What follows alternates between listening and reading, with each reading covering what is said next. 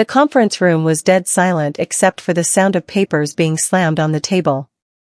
My Uncle Charles stared at me with cold eyes that I didn't recognize anymore. The same eyes that had looked at me with warmth when I was 10 years old and orphaned. "Pack your things, Olivia. You're done here," he said flatly, his voice carrying across the room like ice. I felt every pair of eyes in the room turn away from me. My coworkers suddenly found the floor fascinating. My hands trembled slightly, but I kept them folded in my lap. This was the moment I'd been preparing for, even though it hurt more than I'd expected. "Is that an official termination?" I asked quietly. "Effective immediately," he sneered. "You've failed this company long enough." My cousin Ryan smirked from his seat at the table. He'd been waiting for this moment for years. They all thought they were watching my downfall. But I glanced at the company logo on the wall, the one I secretly owned controlling shares in, and allowed myself the smallest smile. "Then you'll want to check the ownership deeds before I go," I said softly. "My name is Olivia Tate, and the man who just fired me wasn't just my boss. He was my uncle, the same man who swore he'd treat me like a daughter after my parents died in a car accident when I was 10. Uncle Charles had taken me in, raised me through my teenage years, and promised I'd always have a place in the family. I'd believed him for far too long. I remembered sitting at the family dinner table when I was 18, fresh out of high school. "I want to join the business," I'd told him. "I want to make Dad proud." Uncle Charles had hugged me tight. "You'll always have a home here, Livy. This company will be yours someday too." That promise turned out to be the biggest lie of my life. But as I sat in that conference room, watching my uncle try to destroy me in front of everyone, I knew something he didn't. Every humiliation, every betrayal, every time he'd pushed me down, it had all been fuel. And now, I was about to burn his world down with it. Ryan Denton, my cousin and Uncle Charles's golden child, followed me out of the conference room. His expensive shoes clicked on the marble floor as he caught up to me at my desk. "Rough day, Liv," he said with fake sympathy dripping from his voice. "Maybe corporate life just isn't for you." I kept packing my personal photos into a box without looking at him.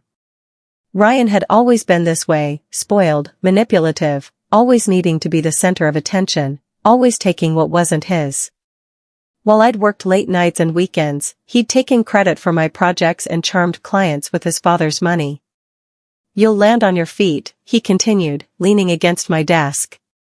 "Maybe something easier. Less pressure." I finally looked up at him. He wore that smirk I'd learned to hate over the years. "Family or not, Liv, it's just business," he said quietly, so only I could hear.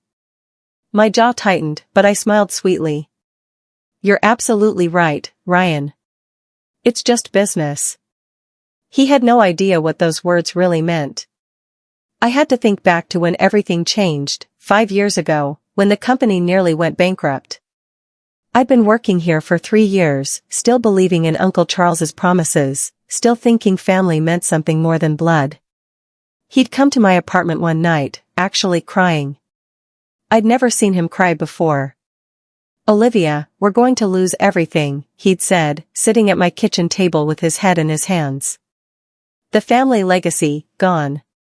Everything your father helped build." My parents had left me their house when they died. It wasn't much, but it was all I had of them.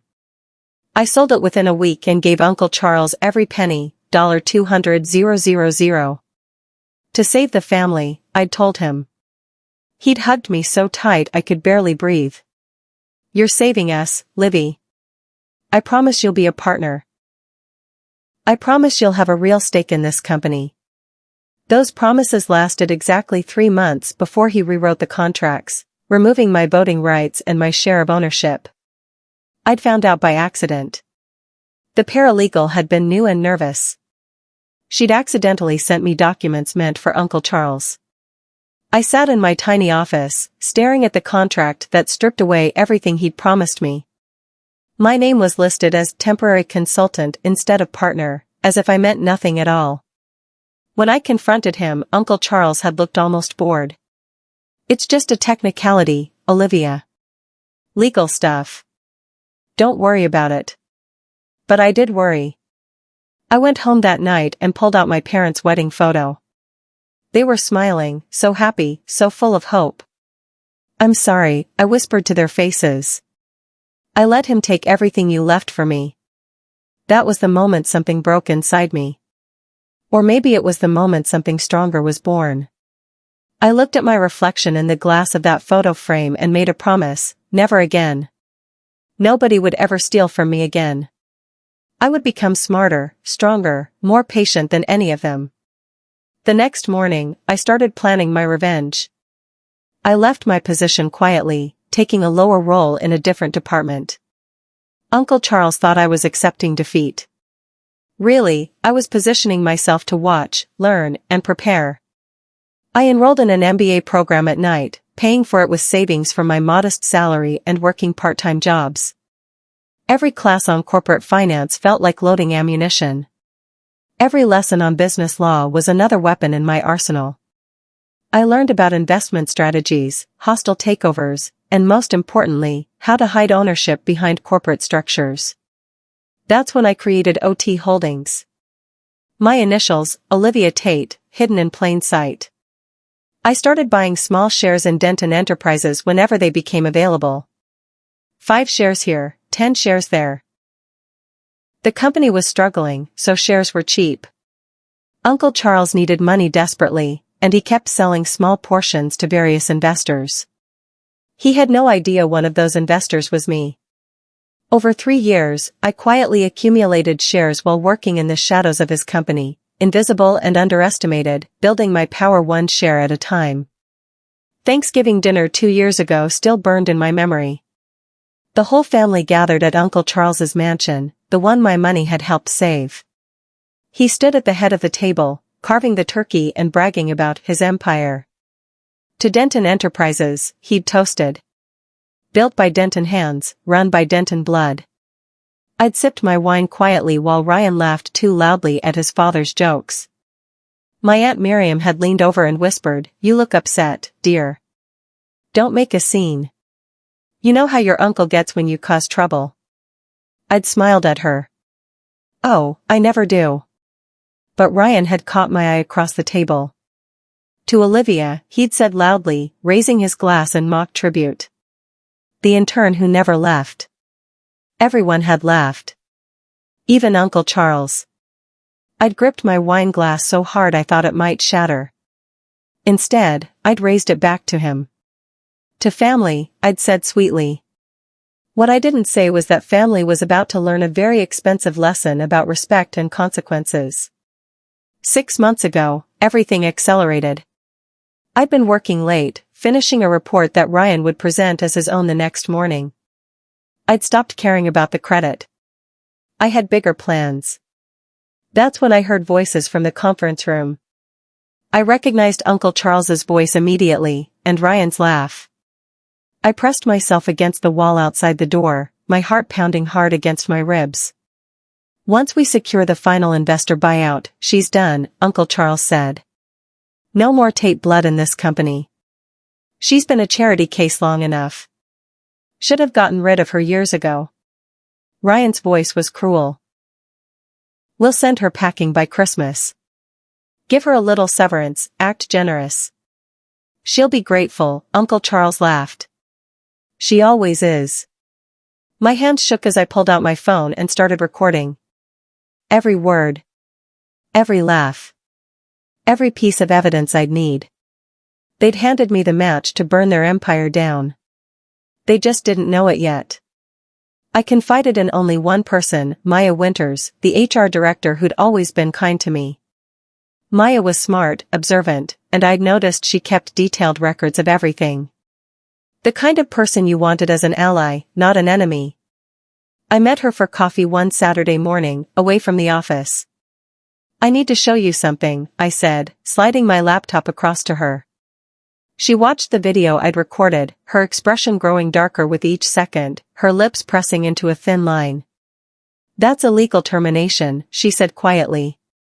"Personal bias, discrimination." "I know," I replied. "But I need your help with something else." Maya looked at me carefully.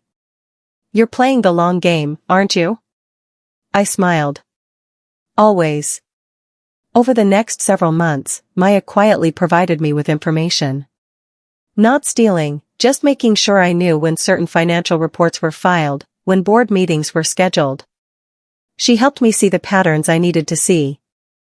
We were building a case, piece by piece. Through OT Holdings, I continued buying shares. The company hit another rough patch. Ryan's project management was terrible, and clients were leaving. But every crisis meant cheaper shares, and I was there to buy them. Uncle Charles kept reaching out to the mysterious OT Holdings investor through legal intermediaries. He never connected the dots. Why would he? In his mind, I was just poor little Olivia, barely scraping by in a junior position, too weak to fight back. I watched the board reports every month like a hawk. My ownership percentage crept higher, 15%, then 20, then 25.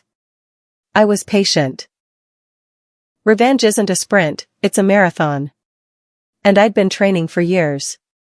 The company needed one more major cash infusion. I knew it was coming. The quarterly reports showed losses, and Uncle Charles's desperate expansion plans were draining reserves. Soon, he'd be begging OT Holdings to save him again. Soon, he'd be begging me without even knowing it. Soon, he'd be begging me. Uncle Charles called me into his office 8 months ago with a smile that didn't reach his eyes. Olivia, we've been thinking about your career development, he said, hands folded on his expensive desk. We're moving you to the branch office. Less stressful environment, better work-life balance. You'll be much happier there, I think. Translation, exile. The branch office was 2 hours away and handled only minor accounts. It was where they sent people before pushing them out entirely, the place where careers went to die slowly and quietly. That sounds wonderful, I said, matching his fake warmth. When do I start? He looked almost disappointed that I didn't fight back. Next month. We'll arrange everything. I thanked him and left. My coworkers gave me pitying looks as I walked back to my desk. Poor Olivia, demoted again. Poor Olivia, too weak to stand up for herself. I smiled at each of them. They had no idea I was exactly where I needed to be, invisible, underestimated, and 51% away from owning everything. The company's problems grew worse over the following months. Ryan landed a major client, then promptly mismanaged the project. Deadlines were missed. Quality suffered. The client sued for breach of contract. Uncle Charles covered for him, as always. Growing pains, he told the board. Every company faces setbacks. We'll bounce back stronger than ever. But I sat in the branch office, reading every internal memo, watching the empire crack. The stock price dropped. More shares became available. OT Holdings bought every single one. I was so close now. So close to the magic number that would give me control, give me power, give me everything. 45%. 48%. 49%. I just needed a few more shares. And I knew exactly when they'd become available, when Uncle Charles got desperate enough to sell anything to save his sinking ship, when his pride would finally break and he'd need rescue. The board meetings became tense. I knew because Maya kept me informed. They're asking about OT Holdings, she texted me. Charles is trying to find out who the investor is. He's getting obsessed with it. I smiled at my phone. He'd been trying for 2 years. All communication went through a law firm in New York, and they'd been paid very well to maintain confidentiality. The board members respected the mysterious investor. OT Holdings had saved the company multiple times, always asking for shares instead of cash returns. Smart money, they called it in the meeting minutes. Uncle Charles agreed, having no choice. He needed the money. He just hated not knowing who was behind it. It drove him crazy, this loss of control. Whoever they are, he'd said in one meeting, they're bleeding me dry. I read that in the minutes and laughed out loud. He had no idea how right he was, how perfectly accurate his words were. Some nights, I couldn't sleep. I'd sit in my small apartment, the one I could barely afford because I'd put every spare dollar into buying shares, and wonder if I'd lost myself in this quest for revenge, if I'd become something dark. One night, I broke down crying. "I did all this to make you proud," I whispered to my parents' photo. "But I became someone you wouldn't recognize. Someone hard and calculating." I looked at the binders of contracts and financial documents spread across my dining table. Evidence of years of work, of sacrifice, of pure determination. I wiped my tears away. "No," I whispered. "I became someone you'd admire. Someone who doesn't let bullies win. Someone who fights back smart." I thought of my mother, who'd been a quiet but fierce accountant. My father, who'd taught me that integrity matters more than money. They'd raised me to be strong. This was just a different kind of strength than I'd imagined, a quieter kind of power that waited and planned. The crisis I'd been waiting for finally came 3 months ago. The company lost its 2 biggest clients in the same week. The stock price plummeted. Emergency board meeting was called. Uncle Charles needed $5 million immediately or the company would collapse. He reached out to OT Holdings with a desperate proposal: buy enough shares to become majority owner, save the company, name your terms. It was the moment I'd engineered, the trap I'd set so carefully over 5 long years.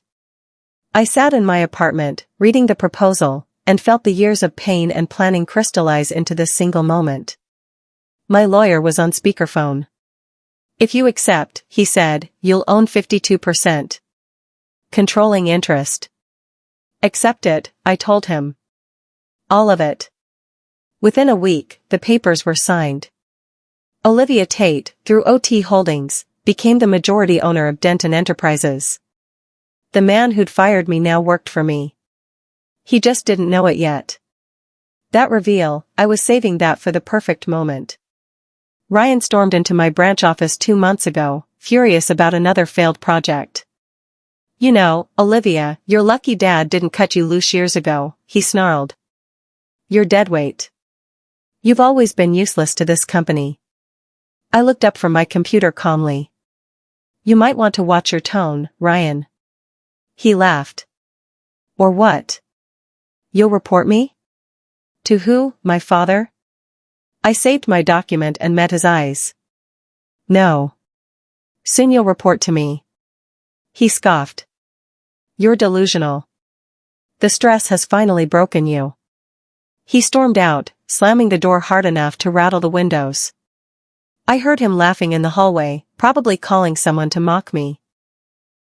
I returned to my work, smiling. Let him think I was crazy. Let him underestimate me one last time. The countdown had begun. Uncle Charles had called an emergency meeting for next week, one where he planned to officially terminate me and transfer full leadership to Ryan. Maya had warned me yesterday. I had exactly 7 days left to wait. Perfect. I'd been waiting for them to gather everyone in one room.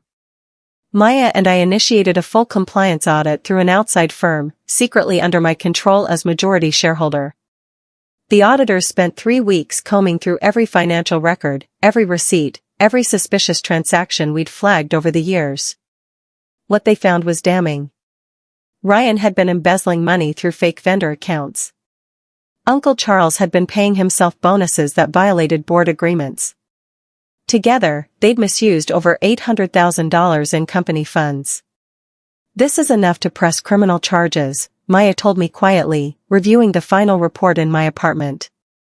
"Not yet," I said. "I want them to see everything at once. I want them to understand exactly what they've lost before they face any other consequences." Maya nodded. She understood. This wasn't just about money or control, it was about justice. It was about showing 2 bullies that the person they'd underestimated and abused had been the powerful one all along, had been holding all the cards while they played with nothing. The email arrived Monday morning to everyone in the company: emergency meeting tomorrow, 9 a.m. sharp. All staff required. Major leadership restructuring to be announced. Attendance is mandatory. I read it on my phone while drinking coffee. This was it, Uncle Charles's planned ambush. He'd publicly terminate me, probably with some humiliating speech about my failures. Then he'd announce Ryan as the new successor, cementing the Denton legacy. It would be my final humiliation, or so he thought. Maya texted me, "You ready?" I texted back, "Born ready." I spent that evening preparing my leather folder. Inside went the ownership certificates, the share documents, the audit reports, and the deeds to the building itself, which OT Holdings had quietly purchased 6 months ago. Every piece of evidence, organized perfectly. I laid out my best suit, the navy one that made me look professional and powerful. I practiced my speech in the mirror, keeping my voice calm and steady. Tomorrow, I would walk into that meeting as Olivia Tate, the woman they'd tried to destroy. I'd walk out as the CEO. I arrived at the office early, before anyone else. The morning sun reflected off the glass building, my building now, though they didn't know it. I walked through the lobby, my heels clicking on the marble floor, folder tucked under my arm. Every step felt powerful, purposeful, like I was walking toward destiny. Security guard Marcus smiled at me. "Big meeting today, Ms. Tate." "Very big," I agreed. People started arriving, employees whispering nervously, board members looking serious, executives checking their phones. Ryan arrived with his usual swagger, smirking when he saw me. Uncle Charles came in last, flanked by lawyers, looking confident and completely unaware of what was coming. I waited in my usual corner of the conference room, the spot where junior staff stood during presentations. Let them think I was in my place. In 30 minutes, they'd learn exactly what my real place was. The clock on the wall ticked forward, each second bringing me closer to the moment I'd waited years to see. The clock struck 9. Uncle Charles stood at the head of the table. "Thank you all for coming," he began. My hand tightened around my folder. This was it. Uncle Charles launched into his prepared speech. "We're making difficult but necessary changes today. After careful consideration, we've decided that Olivia Tate will be relieved of all duties, effective immediately.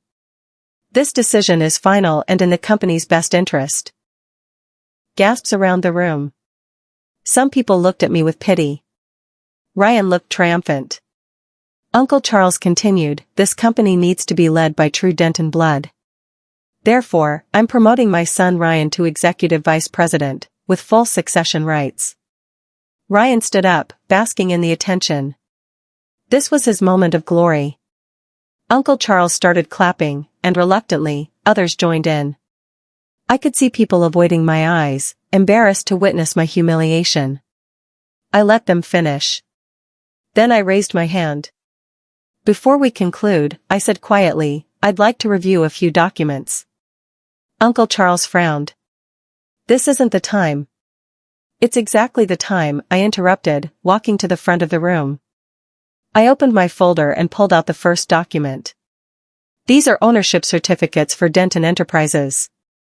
I think you'll find them interesting." I slid the documents across the conference table.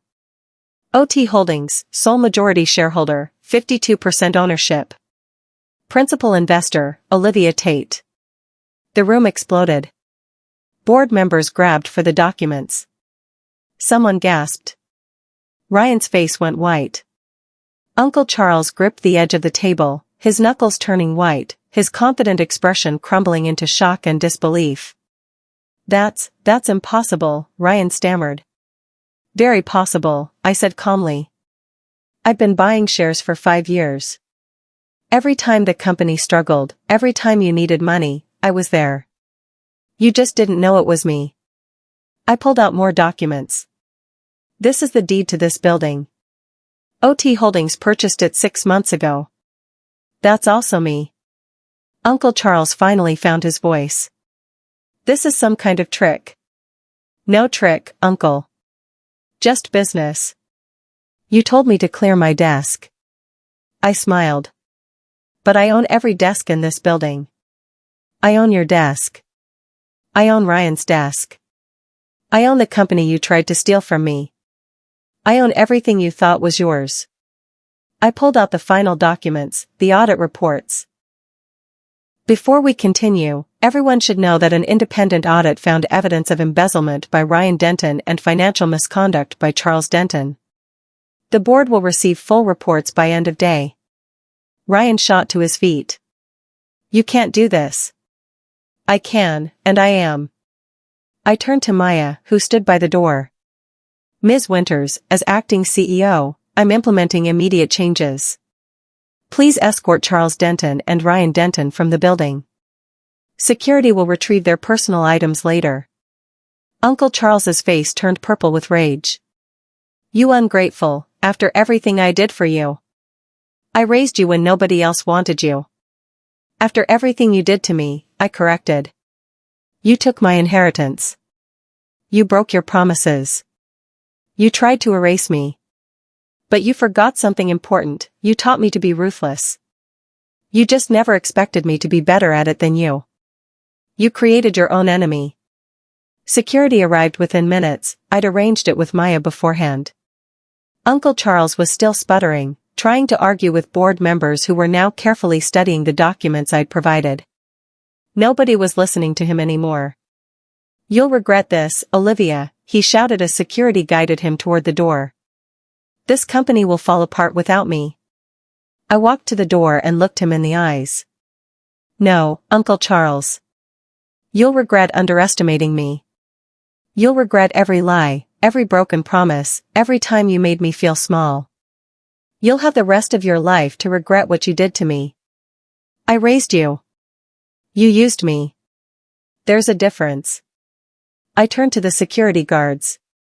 Please make sure they leave immediately. Ryan tried one last time. Olivia, come on. We're family. You're right, Ryan, I said quietly. It's just business. Remember? I watched them walk out through the glass doors, Uncle Charles still arguing, Ryan looking lost and confused. Then I turned back to the conference room full of stunned employees and board members, took a deep breath, and I smiled. The weeks that followed were intense. Board meetings, restructuring plans, damage control with clients. But the company stabilized faster than I'd expected. Turned out, removing the toxic leadership helped. Morale improved almost immediately. I converted Uncle Charles's executive lounge into a mentorship center for women in business. The Tate Foundation, I called it.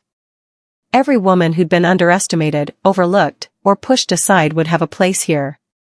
Maya became Chief Human Resources Officer. She'd earned it. Together, we built new policies, transparent promotion processes, strict anti-discrimination rules, and whistleblower protections. We were building the company my parents would have been proud of. I hired a new team based on merit, not family connections. The company started landing new clients. Revenue increased. The board, initially skeptical, began to see that maybe, just maybe, I knew what I was doing, that I'd been ready for this all along. Uncle Charles and Ryan? They disappeared into obscurity. Last I heard, Uncle Charles was consulting for small firms, and Ryan was living off whatever savings he had left. I didn't wish them ill. I just didn't think about them at all. 3 months after taking over, I drove to the cemetery. I hadn't been there in years, too painful, too many memories. But today felt right. Today felt like the right time to visit them. I knelt by my parents' graves, brushing leaves off the headstone. It's done, I whispered. I took back what was ours. I built something you'd be proud of. I hope you're watching from wherever you are. The wind rustled through the trees, carrying my words away. I placed fresh flowers between their graves. I didn't lose myself, I continued. I found myself. I learned that being kind doesn't mean being weak. That being patient doesn't mean being passive. You taught me to be strong, and I finally learned how. I learned that real strength is quiet, calculated, and patient beyond measure. I stood up, brushing dirt from my knees. Behind me, my car waited, and beyond that, my company, Tate Enterprises now. The nameplate changed last week. I walked away from the cemetery, not sad but peaceful. The girl who'd lost everything had become the woman who'd taken it all back. Not through luck or chance, but through planning, patience, and the kind of strength that whispers instead of shouts. The kind of strength that builds empires while others sleep. And that, I thought as I drove back to my building, was the best revenge of all.